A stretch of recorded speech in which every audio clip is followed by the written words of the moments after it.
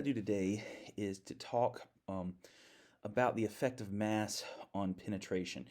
This is a topic that has come up often, and the idea is well, if you go to a heavier arrow, do you get better penetration or not? Now, I think the answer to that is quite clearly yes, just from experience. However, it is worth noting that that that the way physics works is maybe a little bit different than you've been led to believe when it comes to arrow mass and penetration. So what I want to do today is going to be very math intensive, very math heavy. This is much more math heavy than the video on arrow FOC, but I want to talk a little bit about not so much about penetration in an animal, but penetration in different kinds of materials. And so let's first talk about what it is we're going to be looking at. What we're going to be looking at is the force acting on an arrow as it's penetrating. So here's our arrow, and of course it's moving with a particular velocity v in this direction, and then of course there's a force acting against it, slowing the arrow down. Now this force could be as it's penetrating a foam target, for instance, or as it's penetrating an animal, or just as it's moving through the air. It's got a drag force acting on it.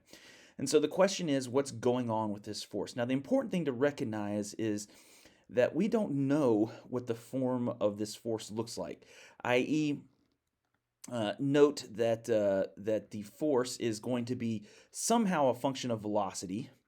It's going to be some function of velocity, and it will typically be minus some function of velocity. It's going to be some function of velocity, and it will be opposite the direction of the arrow itself. This is pointed this way, this is pointed this way, so this is minus sign. So let's plot minus f versus velocity. So note at zero velocity, we would expect to have no resistance force acting on the arrow, no friction, no drag, anything like that. So that's going to be something like this. But we don't know what happens as the velocity goes up. The force could go up, it could stay flat for a while, it could go through some kind of curve, it could do this kind of thing. It can change depending on what the velocity is. There's no reason to believe it's any one form or the other. And so what we would say is that we do know that force is going to be some function of velocity. So when we write f of v like this, we mean that the force depends on what the velocity is. And certainly when the velocity is zero, there's no drag force, no friction force, no resistance force. Now, when you have a curve like this, one of the things that we can do mathematically sometimes is we can fit this curve with some kind of polynomial expression or a power series. So for instance, we could say that the force is equal, which is a function of velocity, is going to be equal to some constant, let's call that C0, plus some constant, we'll call it C1 times the velocity, plus some constant, we'll call that C2 times the velocity squared, plus dot, dot, dot, dot. And you can keep doing this, velocity cubed, velocity to the fourth. And many functions can be thought of as an infinite power series like this. And it does turn out that very often resistance forces, drag forces, frictional forces can actually be modeled in this way. And the most common approach is to use one of these three.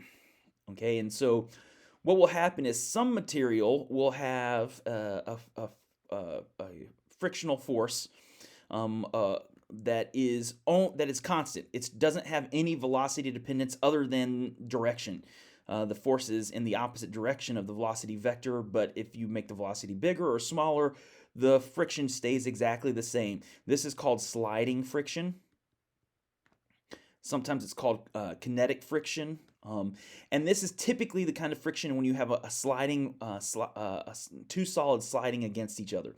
So for instance, if you have a box and a floor and you're pushing the box, the friction between the box and the floor is essentially constant regardless of how fast you're pushing the box. Okay, now of course that breaks down if you start going really, really fast, and then things start happening. But within sort of normal velocities, as you're pushing the box, you get this sliding friction, and it's just a constant. In fact, you may remember if you ever had physics in high school or college that we had kinetic or sliding friction was equal to some coefficient coefficient of kinetic friction times the normal force acting on the box. We're not going to worry about this too much, but it might be something that you recall. These two, something that's linear in V versus something that is quadratic in V, these are both what we typically call drag. And so, in fact, if we have that our force as a function of velocity is some coefficient times velocity, that would be linear drag. And if we have f of v is equal to some coefficient times velocity squared, that would be called quadratic drag. Okay, and so both of these cases exist. Quadratic drag is the familiar drag that you have of a larger projectile moving through a viscous fluid. Quadratic drag is basically the equations for ballistics. So when you're looking at ballistics with firearms, the ballistic coefficient is related to this coefficient C2, and if you look up the equation, what you'll find is that the resistance force for drag in ballistics is proportional to the speed squared, the velocity squared of your bullet. Linear drag is not as common. It's typically for more viscous fluids with much, much smaller particles. So Millikan oil drop experiment is an example where linear drag is important. So what we can do is we can imagine different kinds of media. We can imagine, for instance, a foam target would probably behave more like sliding friction. Why? Because sliding friction is when you have two solids sliding against each other, and that's the friction that's generated by that process. And so we might expect that in a foam target, we would have a resistance force that would just be a constant. Certainly, as the arrow is traveling through air, the resistance force of the drag through air is going to be quadratic in velocity. And you might imagine in an intermediate case, maybe this corresponds to something like animal tissue. We just don't know.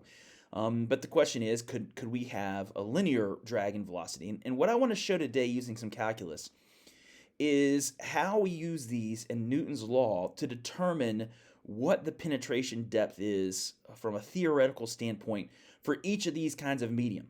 Now, I want to be really careful here. This is, again, not for an animal because we don't know what the force law is for soft tissue. At least I don't know of any force law for soft tissue. But the point is that we can look and compare these three and see what the similarities are and what the differences are between them. Okay, so buckle up. This is going to be pretty math intensive. Let's see where this goes. All right, so the first thing to note is that we have F equals ma. So everyone is used to this equation. You've seen it, but you probably don't really understand what it means. F equals ma is not an equation to find a number. You don't try to find a value for acceleration for a given force or anything like that. Certainly you can use this. What F equals ma is a machine. It's a machine to find other equations. What we would do is we would take a force law like the one that we just used, and we will use calculus to determine what the velocity changes and the position changes of particles are that obey that particular force law. So let's start with the simplest one, which is the constant. So this is going to be equal to the force, the sliding force, or the kinetic friction force is going to be equal to ma. And that's just a constant, and I'm going to call that constant minus z0. I'm putting a minus sign here because remember, the force is acting opposite the direction of flight. Okay. Now, let's talk about what is A. What actually is A? What is acceleration? Acceleration is the rate of change of velocity. We write that in calculus by saying dv over dt. What this says is this dv symbol means how the velocity changes as the time changes a little bit. So if something's accelerating, it's getting faster. If something's decelerating, it's moving slower. And so this is just how much faster it's moving every small piece of time, or how much slower it's moving every small piece of time. And this is what we're going to use to solve this equation. So what we can say is that the mass times the rate of change of the velocity, that's the acceleration, the mass times the rate of change of the velocity, is equal to this constant, minus c0. Now we want to solve this equation. So this is it's called a differential equation, and in differential equations, what we're trying to find a velocity function v that satisfies this equation. So the way that we're going to do this is by leaving the dv on this side and moving the dt to the other side. So what I'm going to end up with is minus c0 over m times dt. All right, so what this says is that the small change in the velocity is proportional to the small change in time by this set of constants, co over m. Okay, this is the mass of the arrow, or whatever projectile we're using. This is something like a ballistic coefficient. It's some constant value, and that's what we're dealing with. All right, so what we're going to do is we're going to integrate this. So we integrate this. If you've not had calculus and don't know how to take an integral, that's fine. You'll just have to know that this is a mathematical operation that you don't quite understand. That's okay. Think of the integral as a sum. It basically says, okay, what we're going to do is add up all of these small changes in velocity from some initial velocity to some final velocity, which I'm just going to call v. I don't want this v and this v to be the same, so I'm going to put a little prime here just to indicate that these two things are different. But this basically says we're going to start at some initial velocity, we're going to go to some final velocity, and we're going to find out what the change in velocity is by just adding up all these tiny changes in the velocity as we make tiny changes in time. This side of the equation turns out to be v minus v0. This side of the equation, we're going to integrate from v0, we're going to integrate from t0, the time when we start. So v0 is the initial velocity, t0 is the initial time. And we're going to some final velocity and some final time. So again, I'm going to put a little prime here just to differentiate this t from this t. And so this says going from the initial time to some final time, we add up all the changes in time and multiply them by this set of constants, and that will give us the same thing as the change in the velocity from our initial time to our final time. Now let's just agree to set our initial time equal to 0. That's going to make life a lot easier for us, and so what we end up with is we end up with the same kind of thing. We end up with c0 over m times t minus t0, but if we set t0 equal to 0, we're just saying that we start our stopwatch. We're starting our clock to time things right at the same time that we fire the arrow. So the initial velocity happens at t equals 0. This is not 0, by the way. It's whatever the speed of our arrow initially was.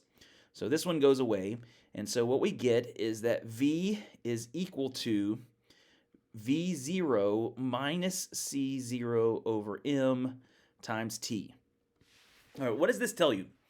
This tells you that if I know my initial velocity and I know the time anytime after I shoot the arrow, as long as I know this constant and the mass of the arrow, I can plug these in, and that will tell me what my velocity is at some later time. So this is the equation that you probably didn't know, but if you've ever looked at ballistic calculators and they tell you what your velocity is going to be at a certain time downrange, this is the equation used to calculate that for the case of a constant force. Okay. We'll have to do this again and see what kind of equations we get when we don't have a constant force, when we have a force that depends upon the magnitude of velocity. But this is for the case of a constant force. All right, so what I'm going to do is something that's going to be helpful for us in the future. What do I know? I know that as the arrow is penetrating, okay, so here's my arrow, it's penetrating, so there's where it starts, and here's where it ends. So what do I know about the arrow when it comes to a stop? I know that when it comes to a stop in whatever material that I'm shooting it into, that its velocity at that time equals 0. And we could call that the final time or the maximum time or something like that. So let's call that the max time, and what we can say is that at the max time, the velocity is going to be equal to 0, and that's just going to be v initial minus c0 over m times t max. All right, so that would correspond to the time that the arrow actually stops. We can actually solve for t max. So what we end up with is that that's going to be that t max is equal to, all right, so what I'm going to take this, move it to the other side here, divide by C0, multiply by M. I end up with V0 times M divided by C0. And that's our time when we have maximum penetration. Okay, so the next thing to do is to try to continue working with this equation and seeing if we can figure out what the actual penetration distance is. All right, so how do we do that? Well, just like the acceleration is the change in the velocity with any change in time, the velocity is actually the change in position, x, with any change in time. So velocity is how fast the rate of change of position. So as you move a little bit in a little bit of time, that tells you how fast you're going. The farther you move in the smaller amount of time, the larger your velocity is. So velocity is also this derivative, dx dt.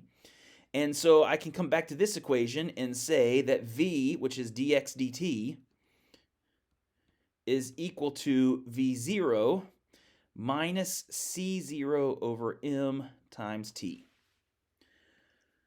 We're going to repeat the process. I'm going to bring the dt over here. I'm going to have a dx, and that's going to be equal to this quantity v0 minus c0 over m t times dt. And again, I'm going to integrate both sides. So I'm going to integrate this side from x0, that's our starting position, to x. I'm going to put a little prime symbol here just to differentiate these two variables. And same thing over here. I'm going to integrate this side from 0, that's at time equals 0, to t. And again, I'm going to put some prime symbols here just to differentiate these t variables. Let's again agree to call x0 equal to 0. So in other words, when we fire the bow, we're going to call that x0, and we're going to call the time that we fire it 0. So the place we fire it from, we're going to call 0. The time we fire it from, we're going to call 0. And this will tell us how far how far the arrow travels. What is its change in x? What is its change in location as we go to any time t? Okay. Over on this side, once again, we get x minus x0, but this is just 0, so we can ignore that. That goes away.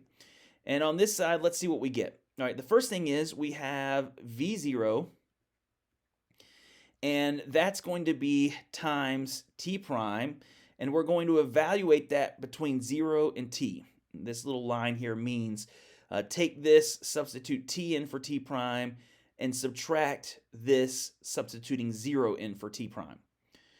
Okay, this one, when we take the integral of this, if you don't know any integral calculus, then again, you'll just have to take this for granted.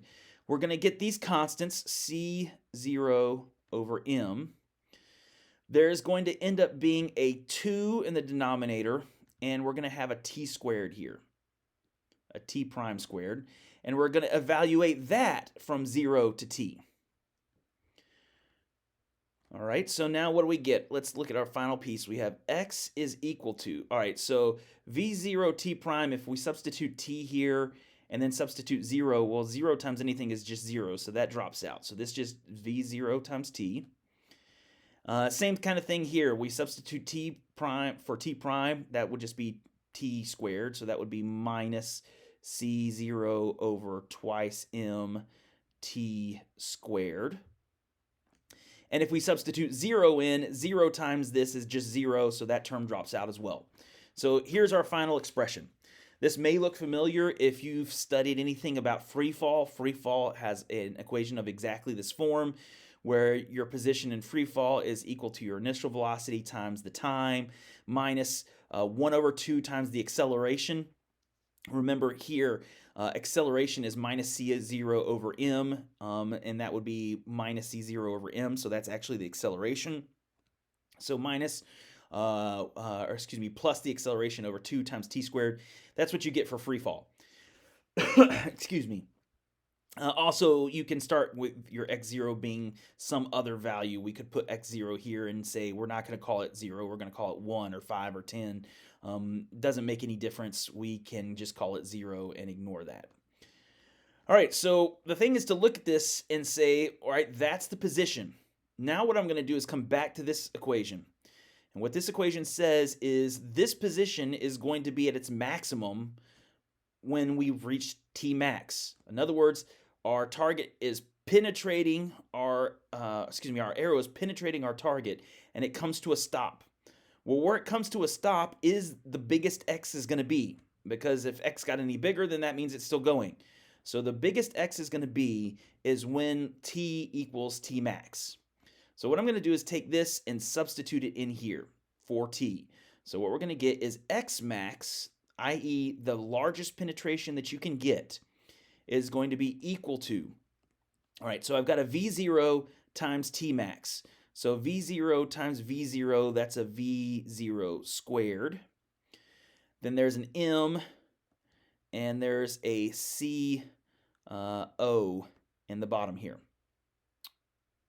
Okay, all right, and then now let's look at this term. So then I'm going to have a minus, and I'm going to have a CO over 2M, and we're going to multiply that by T squared. Well, what is T squared? It's all these things squared. So we're going to multiply that by M squared, we're going to multiply that by V0 squared, and we're going to divide that by C0 squared. All right, so let's collect terms here. First of all, there's a C0 upstairs and 2 C0s downstairs. One of those cancels. There is an M squared upstairs and 1 M downstairs, so one of those cancels. And notice that what we have is mv0 squared over c0 minus mv0 squared over 2c0. So what I can do is multiply this one top and bottom by 2 and plug it into this equation to see what we get. So we get x max is equal to, all right, so what's going to be in the bottom? What's going to be in the bottom is 2c0. What's going to be on top? I have 2mv squared minus mv squared. So 2mv squared minus mv squared is just mv squared. All right, so here's what we've determined. We've determined that our penetration depth is going to be equal to our, by the way, this is initial velocity, our mass times our initial velocity squared over 2 times c0. But now let's remember our definition for kinetic energy. Kinetic energy is defined as 1/2 the mass times the velocity squared. So the initial kinetic energy of our arrow, right when we fire it, is going to be defined as 1/2 the mass times the initial velocity squared. And that's exactly what this part right here is. This part is 1/2 the mass times the initial velocity squared, which is just KE initial divided by our ballistic coefficient. And this is essentially what this constant is. It's essentially a ballistic coefficient. So notice what this says. It says the maximum penetration here depends only on the initial kinetic energy. It does not depend on mass at all. So if your kinetic energy is some number, you don't need to know what the mass of your arrow is. All you need to know is what the kinetic energy is, and what you get is the penetration potential. Now, there's been a lot of work. This is something that's really easy to show. If you don't believe me, look it up on YouTube. There's bunches and bunches of examples of this. But when you are firing a bow, particularly a compound bow with draw stops and a set draw weight in the limbs where you get repeatability, then essentially it doesn't matter what weight arrow you use, you get the same kinetic energy out of the bow. To within less than 5% error, the compound bow is essentially a constant kinetic energy device. Okay, so what does that mean? That means that if you are working in a medium that only has constant friction, i.e. a solid friction, sliding friction or kinetic friction. Probably something like a foam target is going to pretty much behave this way, at least a foam target that's not been shot up yet. You don't need to know how heavy your arrow is. You just need to know what the kinetic energy of it is, and that will tell you how deep the arrow will go. So mass actually plays no role whatsoever in the penetration potential of a compound bow, even of a traditional bow, assuming that it's being drawn appropriately to the same draw length and fired with good form and that kind of thing. If you can get consistent kinetic energy out of your bow, then you don't have to know anything about the mass of the arrow. More importantly, if you increase the mass of the arrow, that doesn't matter. If you increase it or decrease it, you're still going to get the exact same penetration, X max, because it depends only on the kinetic energy. All right, so many of you are howling out, that can't be, that's not possible. We know that when we use heavier mass arrows, we get better penetration. Well, remember, all we've done so far is evaluate the constant friction case. Let's go to linear friction. So now we're looking at the case where the force, again, still equal to the mass times the acceleration, is going to be not some constant. We're going to call it C1 now for the linear case. Not some constant by itself, but some constant times the velocity. So this is a different thing. Notice now the force is a function of velocity. As your velocity gets bigger, the force gets bigger. As your velocity gets smaller, the force gets smaller. This is not that different than sticking your hand out of a window in a moving car. As you're moving faster, you feel more wind force on your hand, and as you're moving slower, you feel less wind force on your hand. Now that force is not really linear in velocity, but nevertheless, you get the idea that as you change your speed, the force changes. Let's see what happens if this were the kind of medium that we were using. All right, now this one's going to be a little bit more complicated, so buckle up. Let's see what happens. All right, so first of all, we still have an acceleration. That's a rate of change of velocity with time.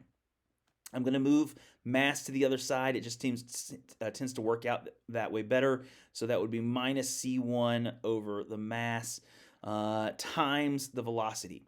Now, again, this is a differential equation. This one's a little bit more difficult. It says we need to find a function whose derivative is equal to some constant times the function itself. All right, so the way that we're going to solve this is by collecting all of the like variables on either side. This is called separation of variables. We're going to collect all the like variables on either side of the equation. So I'm going to bring my v's over here, and anything to do with time, I'm going to bring it over here. Well, there's no variables having anything to do with time, so what I end up with is dv. I divide both sides by v, so that would be 1 over v, dv, is equal to minus c1 over m dt. And we're going to repeat the process. We're going to integrate from our initial velocity to some final velocity, and then we're going to integrate from time 0 to some final time. This side looks exactly the same as what we saw before. So on this side, I get, what do I get? I get minus c1 over m times t. Excuse me. All right, this side is quite a bit different. If you know, you can go look this up in an integral table. If you don't know it, it's been a long time since you've had calculus, this is actually the natural logarithm of v. So this would be the natural logarithm of, we need to prime this to distinguish it from this. So this would be the natural logarithm of v prime evaluated from the initial velocity to the final velocity. Okay. All right, and so what I'm going to do then is figure that out. That's ln of v minus ln of v0. This is, again, you take and substitute the top part and then subtract substituting the bottom part. Recall that when you have a logarithm minus a logarithm, that is actually just going to be the natural logarithm of v divided by v0. And what's that going to be equal to? That's equal to this minus c1 over m times t. All right, I don't like this logarithm. The way that we get rid of logarithms is by exponentiating. So we take e raised to this natural logarithm, cancels that out. So I end up with v over v0 is equal to e raised to this, which would just be e to the minus c1 over m times t. This is just the base of the natural logarithm. It's Euler's number. It's common. This is called an exponential function. Okay. All right, and so then we're going to multiply both sides by v0, and so what we get out of this is that the velocity is going to be equal to the initial velocity times, what is it going to be times? It's going to be times the exponential minus c1 over m to the t. So this is an actual exponential decay. So notice what happens as t gets bigger and bigger and bigger. This number approaches 0. 0 times our initial velocity. Eventually, our velocity drops to 0. But when does it drop to 0? It drops to 0 as t approaches infinity. All right, well, that doesn't really help us a whole lot. So in this case, we're not actually going to be able to do the trick that we did last time. Last time we set this to 0 and solved for t. When you set this to 0, you really can't solve for t here, or at least when you do, you'll find that t is infinite. So that's not really helpful. So instead of worrying about that, let's just continue on. So we'll remember that dv is actually dx dt. And we have this quantity v0 times the exponential minus c1 over m t. All right, and then again, we're going to do the exact same thing. We're going to move the dt to this side. We're going to integrate each side. So when I integrate this side dx, I'm going to get x. Remember, we're agreeing to set x0 equal to 0. So our initial point, our initial starting point, we're just calling point 0. What happens over here? If I bring t over here and integrate this side with respect to t, what do we get? Well, we end up with a v0. That's a constant. It gets pulled out.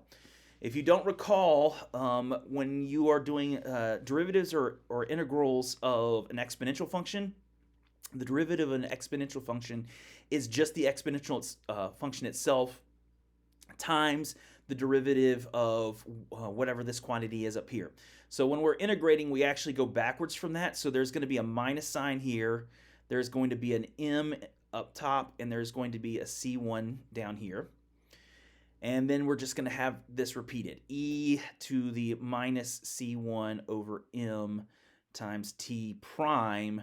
And we're evaluating t prime from t between t and 0. Again, we're starting at 0 time and going to time t. All right, so to do this, what I need to do is plug in t for t prime and then plug in 0 for t prime and subtract. So let's do that. So we get that x is equal to minus v0m over c1. Let's see here. What we're going to have is let's do a parentheses open. We're going to have an e to the minus c1 over m t minus e to the minus c1 over m. Setting t prime to 0, that's just putting a 0 here. All right, so anything to the 0 power, 0 times minus c1 over m is 0, and e to the 0 is just minus 1.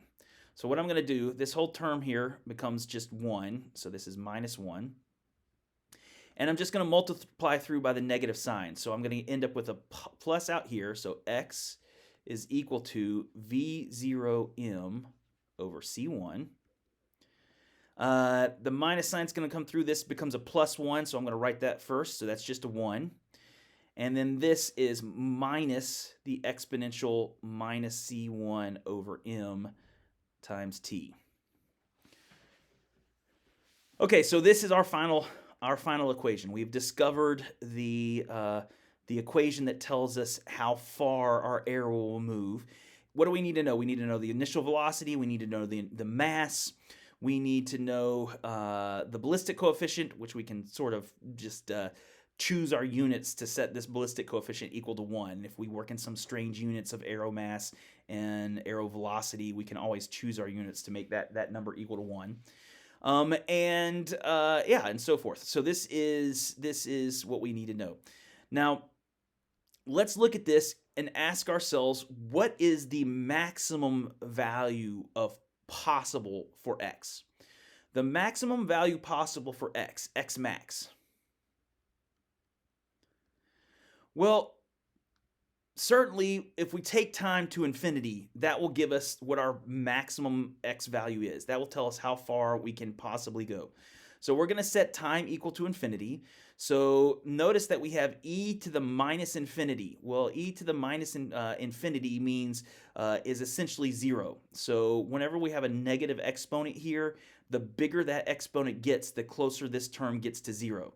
So x max is just, this term is going to drop out to 0, and we're just going to end up with V0m over C1. So this term goes away, i.e. this gets smaller and smaller and smaller at larger and larger times, and eventually this term just becomes negligible, and this is the farthest that our arrow could possibly penetrate. It will not get any farther than this. Okay, so once again, we've got initial velocity and mass, and we need to do a little bit of work. The reason being is because we don't have control over initial velocity. Our bow doesn't produce a certain speed. It produces a certain initial kinetic energy. So let's use the equation for kinetic energy. The initial kinetic energy is going to be 1/2 the mass times the velocity initial squared. And what I'm going to do is just rearrange this so that I get velocity initial squared is equal to twice the kinetic energy divided by the mass. Okay? Or that velocity initial is just going to be the square root of twice the kinetic energy divided by the mass. And now I'm going to plug that in. Now this is the initial kinetic energy. I'm going to plug that in here and see what I get. All right, so V0, well, let's actually do it up here. Let's take this and multiply it by m. So that's what this is. So I'm going to multiply this by mass. All right, now this mass is outside of the square root, but I can actually call this the square root of mass squared, and then I can pull this inside the square root. And so what I get is that mv0 is equal to the square root of, this mass will cancel one of these, 2 times the initial kinetic energy times the mass of the arrow. Then I'm going to divide this by C1, which means divide this by C1. So what I get is that twice the kinetic energy initial times the mass, we'll take the square root of that and divide it by the ballistic coefficient C1. So the penetration depends on both the kinetic energy and the mass. That is something new. We did not see this in the previous example. In the previous example, it only depended on the kinetic energy. Here it depends on both the kinetic energy on the mass as well as on the mass. In particular, it depends on the square root of the mass. Let's actually figure out how that works. We'll do some more calculus to see exactly what we mean when we say that there's a dependence on the mass of the penetration potential.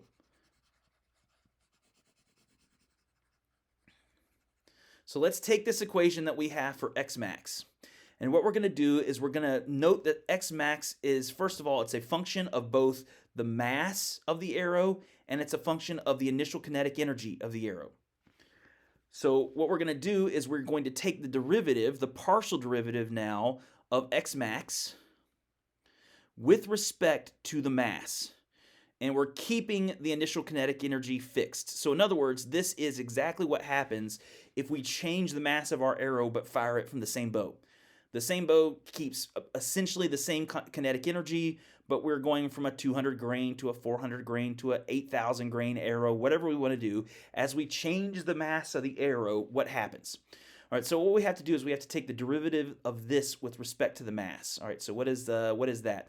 Well, the way that we can first write this is let's get the things that aren't mass out as a constant. So we can write that twice the kinetic energy initial divided by the ballistic coefficient C1 times the square root of the mass. Okay, and we're taking the derivative of this with respect to the mass. So what that's actually going to be is we're still going to have our square root of 2ke initial. We're still going to have our C1. These are constants, so they get pulled out of the derivative. The derivative of m to the 1/2, that's what square root is. It's m to the 1/2, is 1/2, so there's a 2 down here, times 1 over m to the 1/2, or 1 over the square root of m. So we can rewrite this, that the variation of x max as we change the mass of the arrow, keeping the bow fixed, not changing our bow, but changing the mass of our arrow, what do we get? I'm going to clean this up just a little bit. I'm going to square these terms and bring them into the square root here. So that would be square root of 2. Okay, well, there's 2 is actually going to cancel. So let's just write KE0 on top divided by 2 times C1 squared. And then that's going to be all multiplied by 1 over the square root of the mass. All right, see, most important thing here, note that the KE is always going to be a positive number. So the kinetic energy of your arrows, the initial kinetic energy is some positive number. The ballistic coefficient is a positive number. It's some combination associated with the shape of your broadhead, the length of the arrow, all that kind of stuff gets factored into this constant here. So if we knew the details, we could calculate the constant by calculating the parameters of the arrow. So these are all constant values.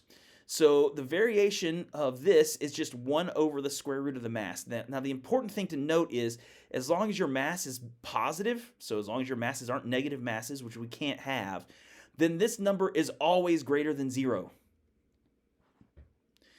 And what this says is that no matter how big your mass gets, you're always going to have an increase in penetration. So with our first kind of friction, a sliding friction like you might get in a foam target, when you fire into that target, it doesn't matter what the mass is. You can make it bigger, you can make it smaller, it won't change penetration at all. With this kind of medium, when you fire it into this kind of medium, linear resistance or linear drag, then no matter how much bigger you make the mass, you'll always get better penetration as you make the mass bigger and bigger and bigger. You can actually see that here just looking at the equation for x max. Let's write it down again so that it's a little clear. We have the square root of 2 times the kinetic energy initial over C1 times the square root of the mass. Notice it doesn't matter how big I get this number is just going to keep getting bigger.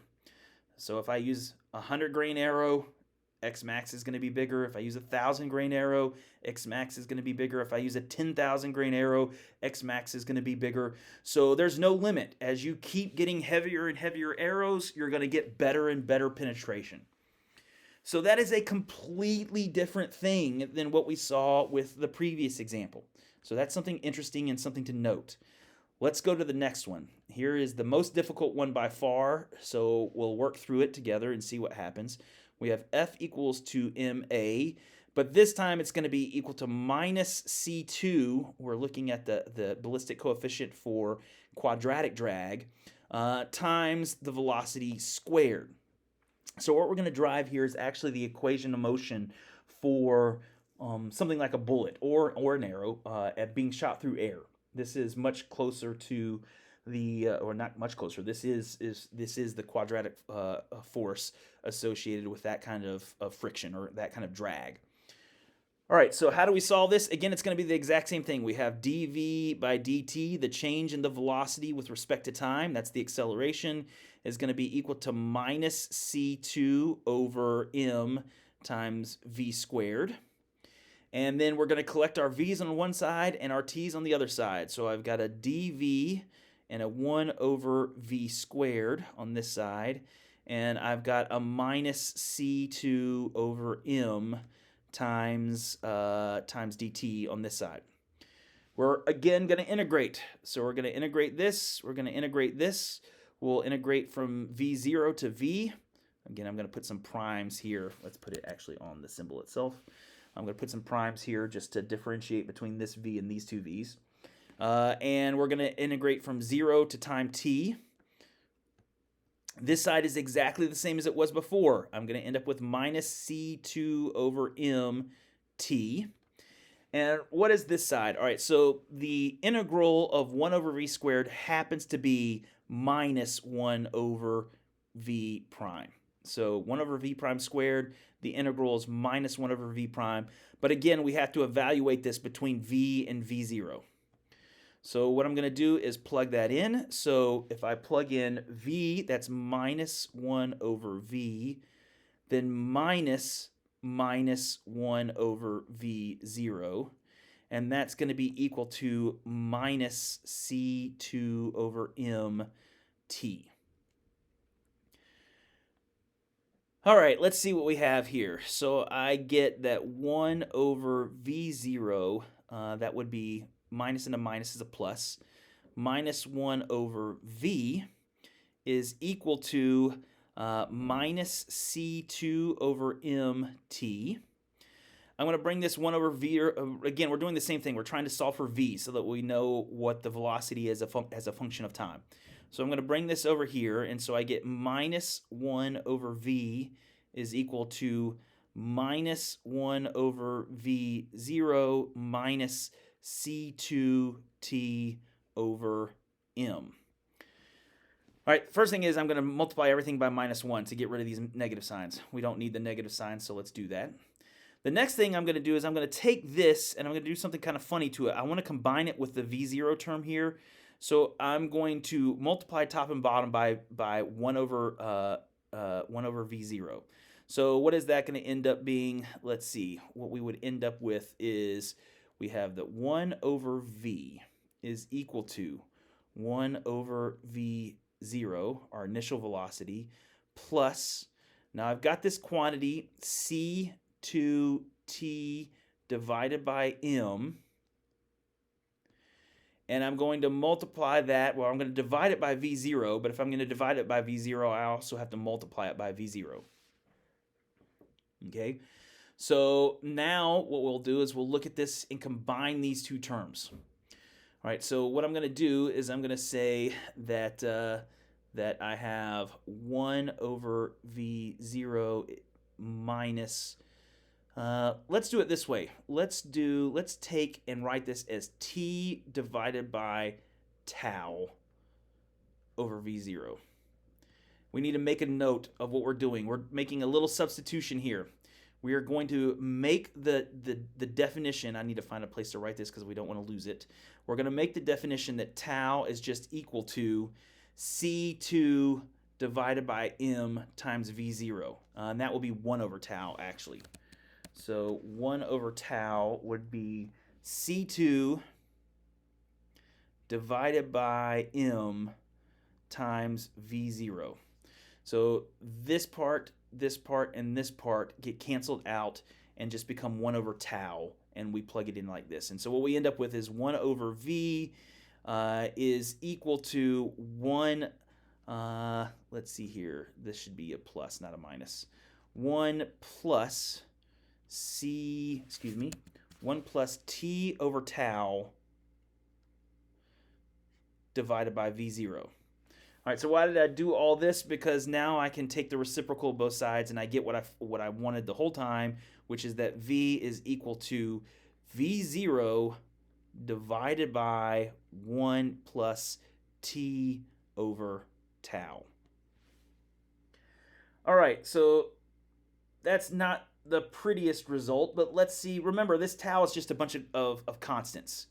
I'm gonna clear some space off and write down what tau is up here. So we have that tau is equal to, what's the inverse of this? It's equal to the mass divided by the ballistic coefficient times the initial velocity.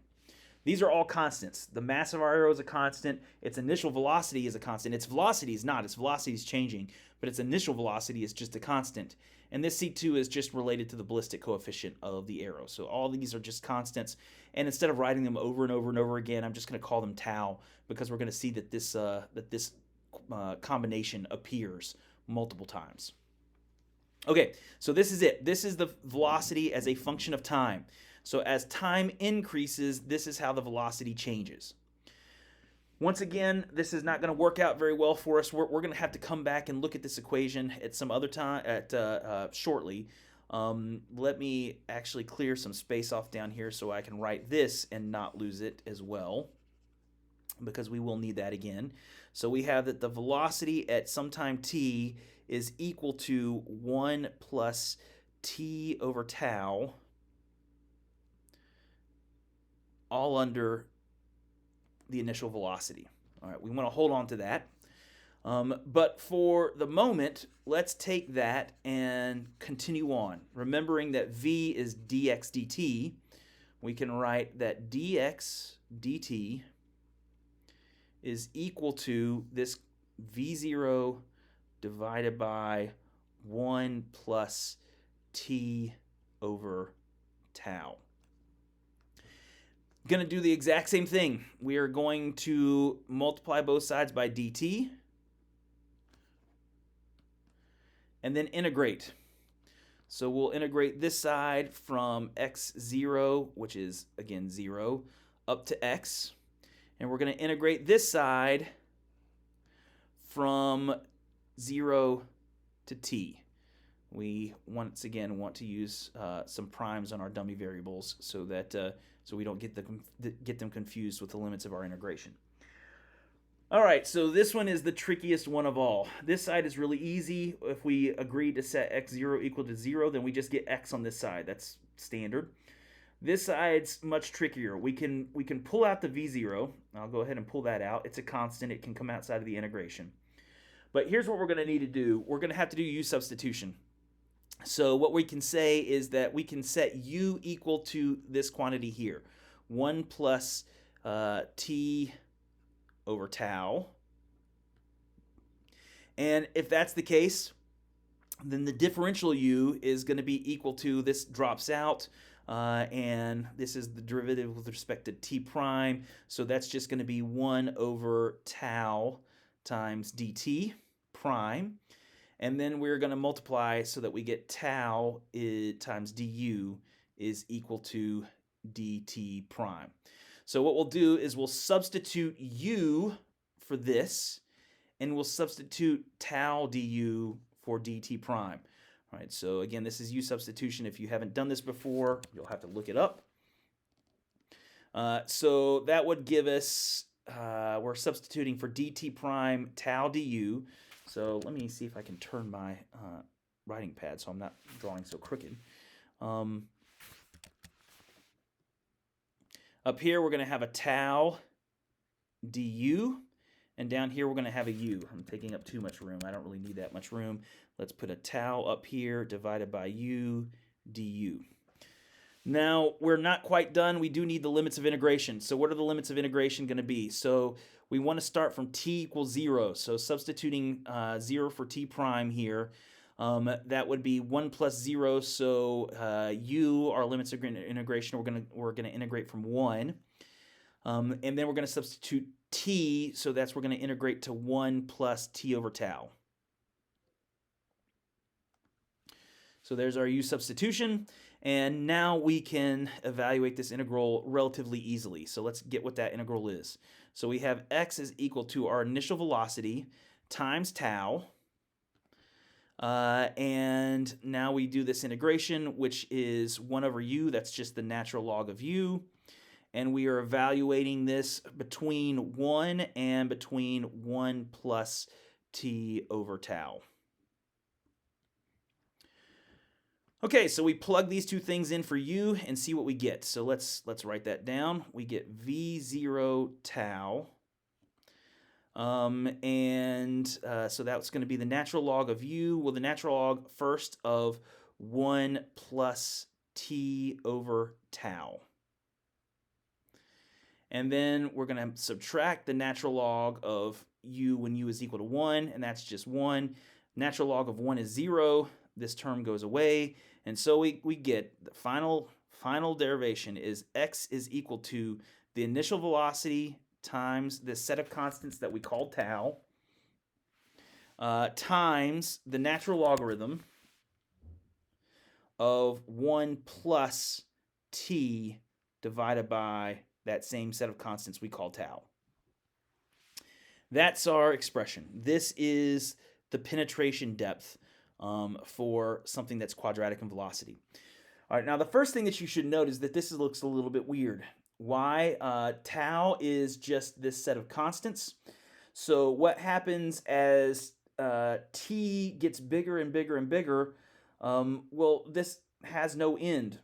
So what this says is that x approaches infinity as t approaches infinity, i.e., that if you have something that's quadratic in velocity, it never stops. It keeps going forever.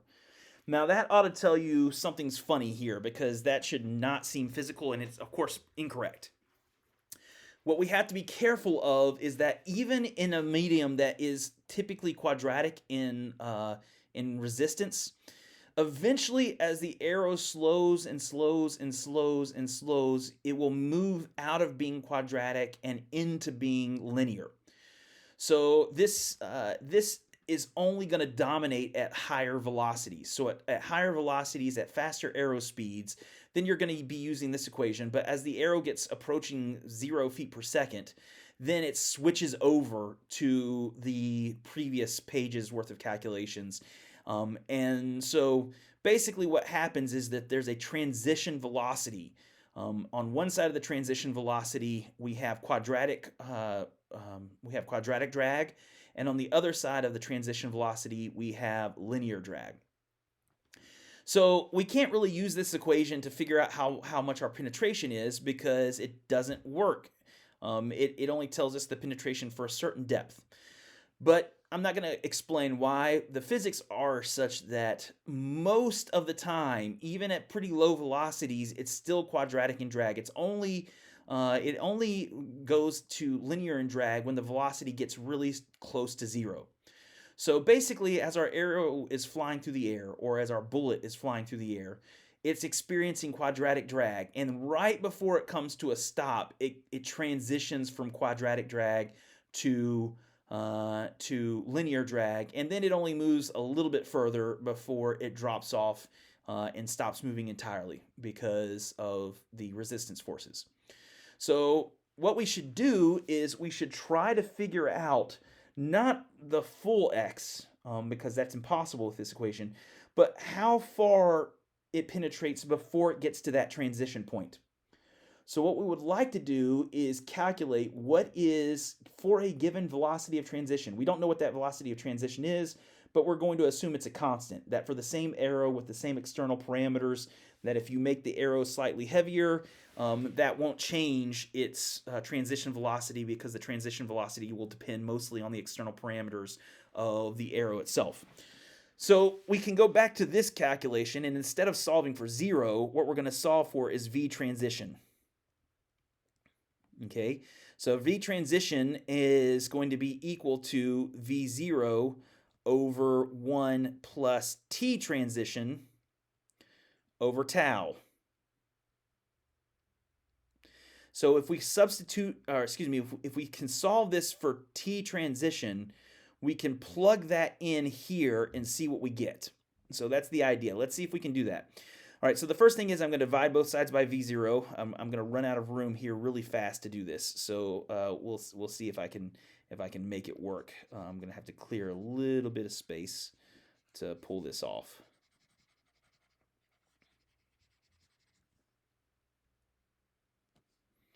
All right, let's move this up some. And let's see if we can figure out how to solve this for T transition. So what I'm going to have is V transition divided by V initial is equal to 1 over 1 plus T transition divided by tau. And then I'm going to take the inverse of this, so I get V0 divided by V transition is equal to 1 plus T transition over tau. I'm going to take the 1 to this side, so that is going to become minus 1. And this is going to become an equal sign. See if I can get in here and erase it without erasing the other stuff. That's going to become an equal sign. So I just took the 1 to the other side. And then I'm going to multiply both sides by tau. So what I get is that the t, for the time it takes to get to the transition velocity. So how long the arrow is in the air before it drops down to the velocity where we change from quadratic drag to linear drag, that's going to be equal to tau times the initial velocity divided by the transition velocity minus, so I'll multiply both sides by tau, minus tau. All right, and what we would like to do then is take this and plug it in here. So I know this is long, but we are almost done. Let's see if we can figure this out. Let's get rid of everything having to do with the integration. We're done with the integration. Let's work instead with our final equation here.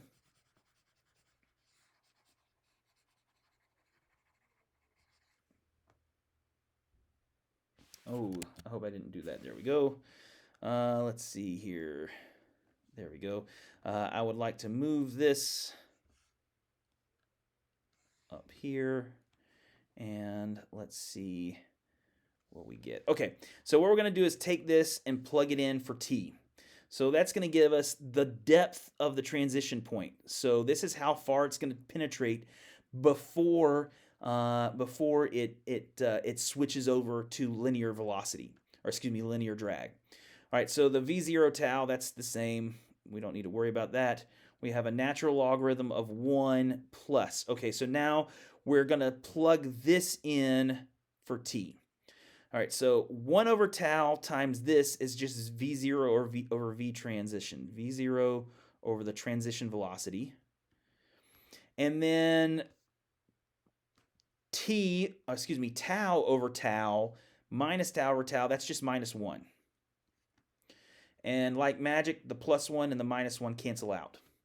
And so we get that the transition velocity, or the transition penetration, is equal to the initial velocity times tau times the natural logarithm of the initial velocity divided by the transition velocity. All right, so what we want to do now is start substituting some of these things back in and see if we can figure out what's going on. All right, so the first thing is we do recognize, let's plug this tau back in. There's only one place where tau is now, it's this one. And note that when we plug in tau here, the V0 is going to cancel out the V0. So we just end up with mass over the ballistic coefficient. That's this part here. So V0 times this, V0 times this, the V0s cancel, mass over the ballistic coefficient. And then we have the natural logarithm of V0 over V transition. V0, we've already shown, is twice the kinetic energy divided by the mass, and we take the square root of that whole thing. All right, so here's what we're going to do. We're going to take this and plug it in for V0 here. So let's see what we get. So we have mass over the ballistic coefficient times the natural logarithm. All right, so for V0, that is the square root of twice the kinetic energy initial, that should be initial, divided by the mass. And so let's see, and then we have to take this and divide it or multiply it by 1 over V transition. Now, what we can do to combine these two terms is, again, if we square this and then take the square root of it, then I can put these two terms together. So I get is equal to m over c2 times the natural logarithm of, what do we have here? We have the square root of twice the kinetic energy initial divided by mass times the transition squared, the transition velocity squared, and that's the entire square root. One of the properties of logarithms, we can rewrite this by making the square root into a 1/2 power. So we would have m over c2 is equal to the natural logarithm of twice the kinetic energy initial divided by the mass times the transition velocity squared, all raised to the 1/2 power. And then I can bring that 1/2 power down into the front. So what do I get at the end of this whole thing? That the X transition, this is the penetration that occurs before transitioning over into linear drag. The penetration that occurs to that is going to be equal to mass divided by twice the ballistic coefficient times the natural logarithm of 2 times the kinetic energy initial divided by the mass times the transition velocity squared. All right, that was a lot, but we were able to derive our important equation. Let me just erase that. It was too sloppy for me. Let's try again. Natural logarithm of 2ke initial over mass times velocity transition squared. Okay, so this is our final result. So the question is, clearly the mass plays a role. The question is, what kind of role does it play? Notice that in this term, as the mass gets bigger, this penetration depth gets larger and larger.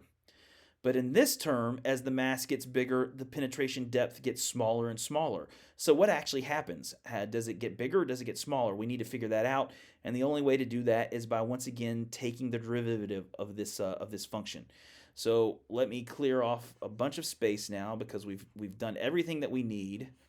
Now it's just, let's see how the penetration depth changes as we change the mass, keeping our bow fixed. So let's keep the arrow fixed and change only the mass of the, let's keep our bow fixed, change only the mass of the arrow, and let's see what we get out of this. Okay, so let's do that. So the way that we do that is, again, we're going to calculate the partial derivative of this x with respect to mass, keeping the kinetic energy fixed. So that's what this little symbol here means. It says, as we change the mass of the arrow, keeping the bow fixed, what happens? All right, we have to be a little careful here. This is a product, so we're going to follow the product rule for differentiation. For the first term, we get 1 over 2c2 times the natural logarithm of twice the kinetic energy initial divided by the mass times the velocity of the transition squared. The transition velocity squared. Okay, so that's our first term. It's a product rule, so we have a second term where we write down this, which is mass over twice c2. And then we take the derivative of this thing with respect to the mass. To do that, we first use the chain rule. We take the derivative of the natural logarithm with respect to its argument. So that actually is just going to give me the inverse of this. So what I will end up with is twice the kinetic energy initial downstairs, and I'm going to end up with a mass times a velocity squared of the transition upstairs. And last but not least, we will take the derivative of this with respect to mass. So mass is 1 over mass here, so that's going to give us a minus sign. So what we'll end up with is a minus sign out here. We can bring that in. That's a minus sign. There it is. And we will also so we'll end up with 2ke 0 naught over the mass becomes mass squared, and then the VT, or the V transition velocity, the transition velocity squared stays the same. So this looks like a big mess, but it's actually not that bad. And notice that we have a mass times a mass, that's a mass squared, times a velocity squared. That's the same thing as this term. So this cancels this. And then we have twice kinetic energy initial, and that also cancels that. So what we actually end up with here is that the variation of the penetration depth by changing the mass of the arrow, keeping the kinetic energy fixed, is going to be equal to, 2c2 is common to both terms, so what I can write is that's the natural logarithm of twice the kinetic energy divided by the mass times the velocity of the transition squared, minus 1, all divided by twice the ballistic coefficient. Okay, so it's not that messy, but it's certainly not as happy as we would like it to be. So again, that's the derivative of this equation. That is the derivative of this equation. For some reason, it keeps clearing my page. That's terrible. I don't want it to do that. That's the derivative of this equation.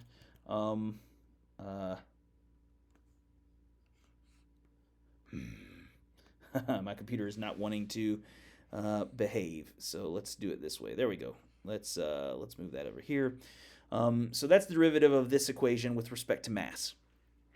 Okay, we end up with this natural log of twice ke over mv squared, where this is the transition velocity minus 1 over twice the ballistic coefficient, and that should have a little subscript 2. All right, so it's a big mess. So what I want to do is actually want to show you this graph with some numbers that would correspond to an arrow plot. So let's do that. So here is our example using linear drag. My graphs have disappeared on me, so there's the graph. All right, so again, note what happens. This is the variation, or this is the penetration depth as you go to heavier and heavier arrows. And notice that this just goes up. It just keeps going up forever. Okay, it doesn't matter how heavy you get, this always gets bigger and bigger and bigger. So for linear drag, what we end up with is the increasing mass always gives better and better and better penetration. All right, but what about for quadratic drag? So let's look and see, what do we get for quadratic drag? So for quadratic drag, if I can find my lab data, there we go, there it is.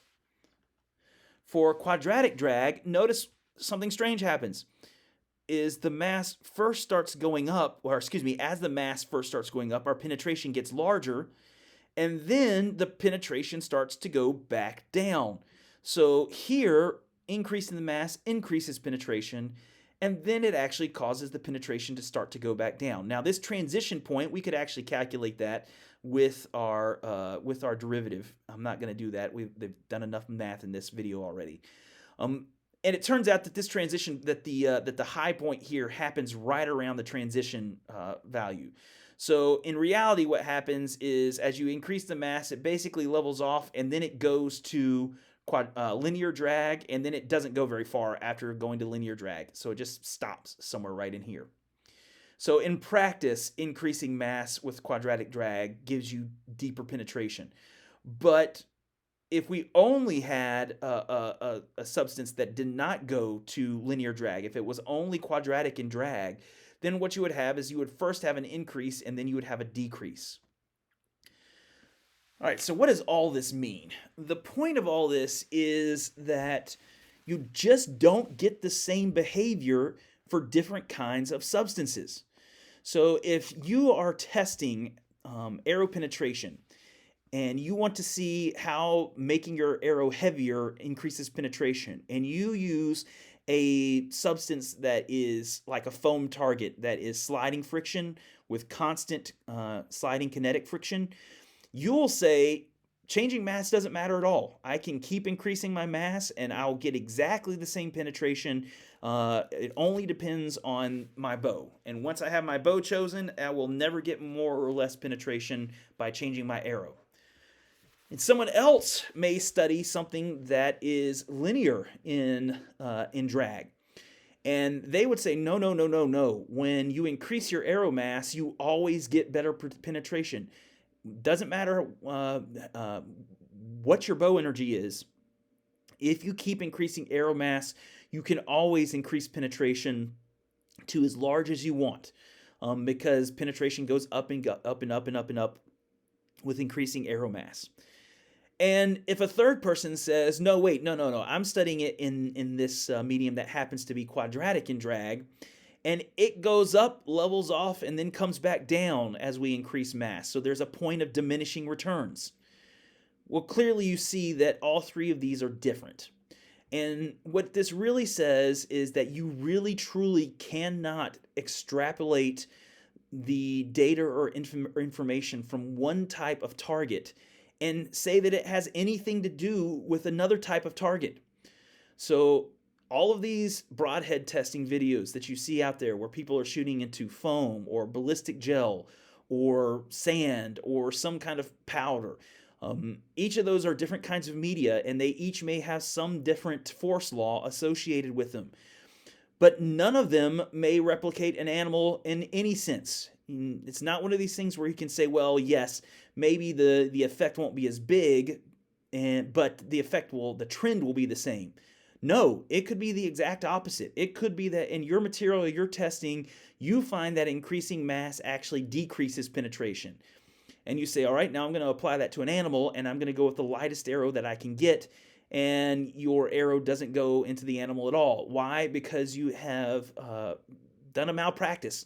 You have applied the results of one kind of medium with one kind of force law to a different kind of medium with a different kind of force law, and hopefully this demonstrates that you simply can't do that. That different kinds of targets, different kinds of materials, including animal tissue, will behave completely different from each other, and what will increase penetration in one will not necessarily increase penetration in another. Now, one of the things that you should definitely note, let's go back and look at this. Every single one of these, we looked at how changing the arrow mass changed the penetration, but every single one of these has kinetic energy. So here we have kinetic energy. The penetration depends on the kinetic energy of the bow. We could also look at the linear case, and here was our X max. It depends on the kinetic energy. We could look at the the sliding friction case, where we have a constant friction. And again, it depends on the kinetic energy. Now, it may depend on the kinetic energy in different ways. Here, it depends linearly on the kinetic energy. Here, it depends on the square root of the kinetic energy. And here, it depends on the logarithm of the kinetic energy. So we get different dependencies for different kinds of substances, but they all depend on kinetic energy. So what this says, and this is generally true, that if you increase your kinetic energy, you're going to increase penetration potential. So what does that mean? Well, it's pretty obvious. If you go to a heavier bow that has more kinetic energy, that is higher draw weight, has a longer draw length, has a shorter brace height, anything that will increase the quote speed of the bow, anything that increases the IBO number, anything that gives more kinetic energy at launch, those are things that will increase penetration. What about mass? Well, we don't know, because we don't know what kind of material an animal is. We don't know what the force law is. Now, it seems pretty clear from experience that most hunters will agree that as you increase mass, you will get better penetration. And I think that is borne out in scientific testing and in evidence.